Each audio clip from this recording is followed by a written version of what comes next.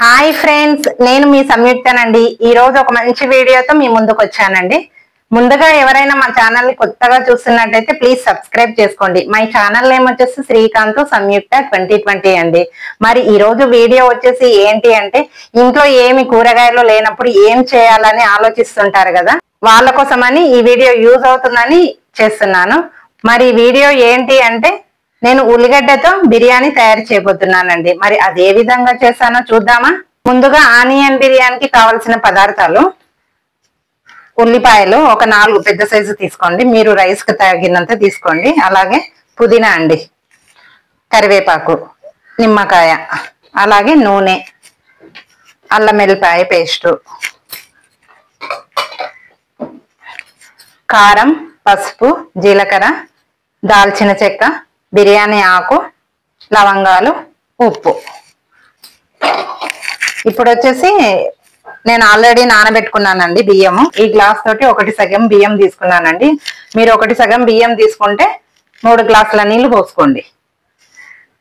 ఓకేనా? ఇప్పుడు మరి ప్రాసెస్ స్టార్ట్ చేద్దాం. కడాయి పెట్టేసుకుందామండి. ముందుగా వచ్చేసి స్టవ్ వెలిగించుకొని కడాయి పెట్టేసేసుకున్నాను. ఇప్పుడు వచ్చేసి ఆయిల్ వేసేసుకుందామండి. తగినంత ఆయిల్ వేసేసుకోండి.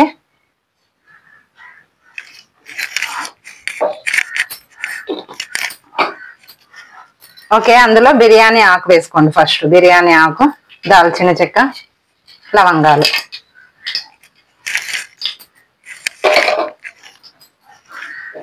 అవి కాస్త వేగిన తర్వాత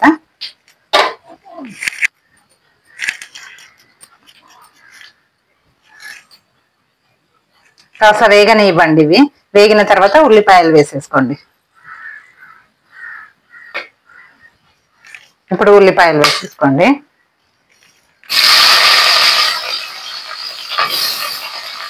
మొత్తం వేసేసుకోండి.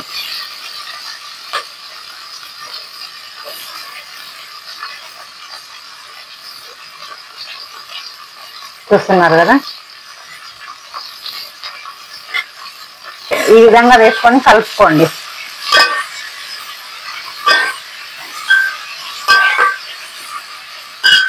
ఇప్పుడు సాల్ట్ వేసుకోండి.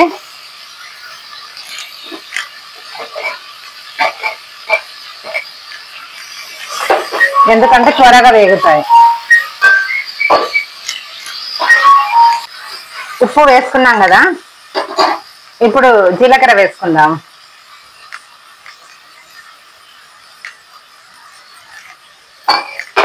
కలుపుకోండి ఒకసారి. గోల్డెన్ కలర్ వచ్చినంత వరకు వేయించుకోవాలి. ఇది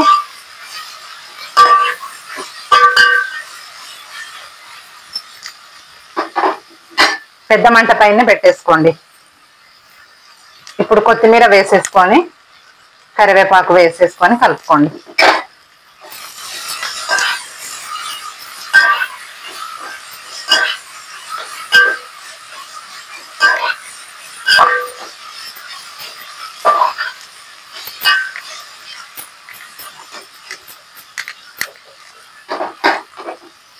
వేయించుకోండి అలాగే.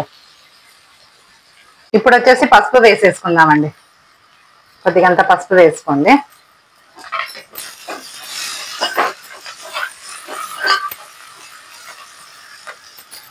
ఇప్పుడు అల్లం పేస్ట్ వేసుకోండి. కాస్త అంతా అల్లం పేస్ట్ వేసుకోండి. ఈ పచ్చివాసన పోయేంత వరకు వేయించుకోండి.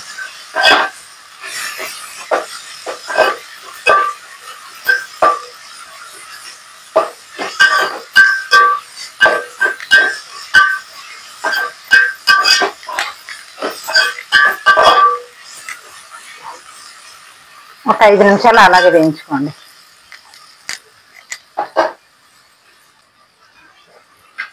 ఇప్పుడు వచ్చేసి కారం వేసుకుందామండి.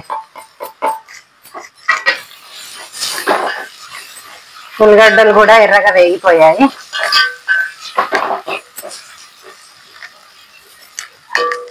ఇందులోనే నిమ్మకాయ పిండి వేసుకుందాం. చూస్తున్నారు కదా. ఓకే,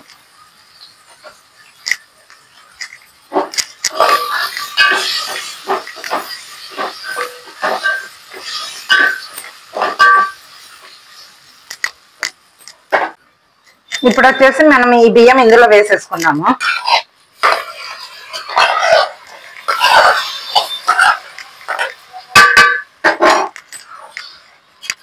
అంతా నీట్గా వేసేసుకోండి. వాటర్ ఇప్పుడే పోయొద్దు. ఈ విధంగా వేసుకున్నాక కలుపుకోండి ఒకసారి. ఈ విధంగా ఎక్కువ కలపకుండా మామూలుగా ఈ విధంగా కలిసేటట్టు కలుపుకోండి.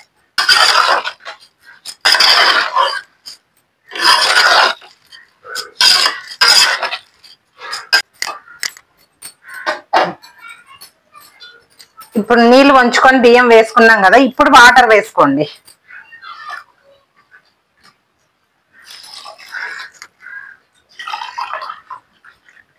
మూడు గ్లాసుల నీళ్ళు పోసుకోండి.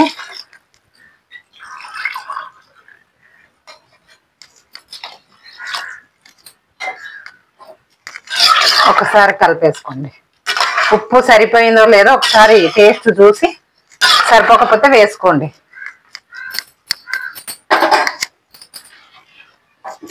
దానిపైన మూత మూసేసుకొని ఉడకనియండి. ఇంకా ఒకసారి చూసుకుందామా. ఉడుకు పట్టిందండి. ఒకసారి కలిపేసుకోండి ఈ విధంగా అంతా కలిసిపోయేటట్టు.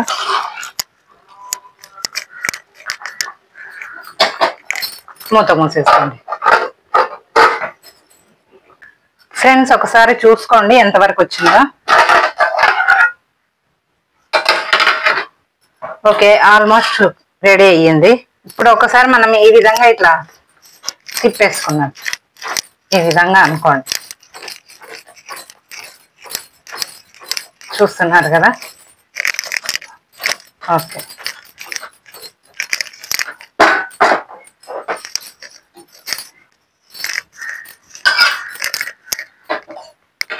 ఒక 2 minutes పెట్టండి. ఆ విధంగా ఒకసారి చూసేసుకుందాం. ఇంకా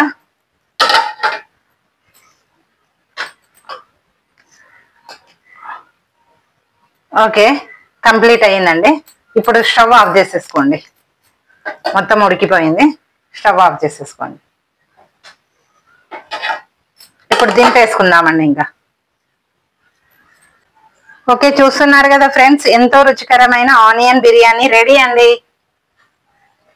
మరి ఒకసారి టేస్ట్ చేసి చూద్దామా.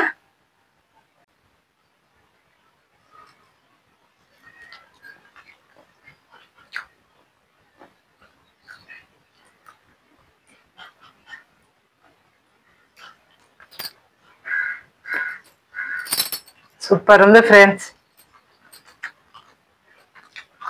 కూరగాయలు కూడా ఏం అవసరం లేదు, ఊరికే తిన్నా కూడా అలా తినేయచ్చు.